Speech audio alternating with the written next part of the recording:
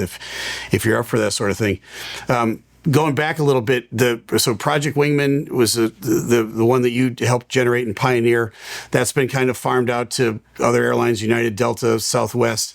You've done other work in the area. What's, in your opinion, kind of the future of the direction of the mental health and emotional health movement for pilots? Well, I know this for a fact. I co-chaired the 2024 FAA ARC on pilot mental health specifically, that was tasked by Congress. So a lot of heavy hitters were there. So me and several other men were co-chairs on this, so I can speak with some bit of confidence what's down the pike.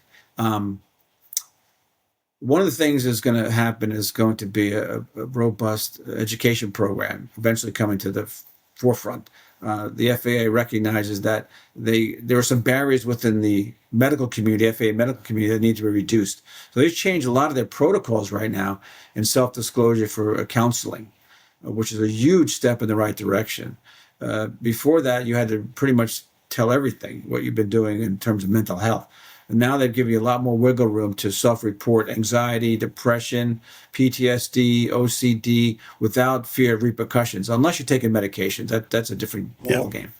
So the AMEs have new checklists and on hand, as do the pilots can find that on the 8500, which is the FAA form for the medical. That's a big step in the right direction. They realize that it's a very cumbersome process. They want to reduce some of that barrier for pilots to self-disclose. And let's just be honest. I'm being honest here.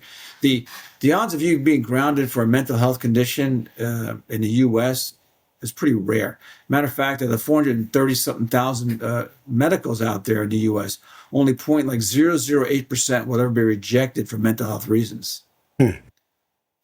So it's pretty rare. You have to be really out there crazy to be grounded. So people don't understand that. You're more apt to be grounded for a medical problem than you would for mental health issues. So I want to let people know that. Self-disclosing now is... The stigma on the part of individual pilots, it doesn't really fit with the number of actual pilots that get grounded and would lose their livelihood or their career, correct? Right, correct. It's my motto is from C.S. Lewis says, it's easier to say I have an earache than a heartache. And so pilots don't want to share heartaches because of our personality profile, right? We're conscientious, we're go-getters, we're very rational, very pragmatic. We think on our feet.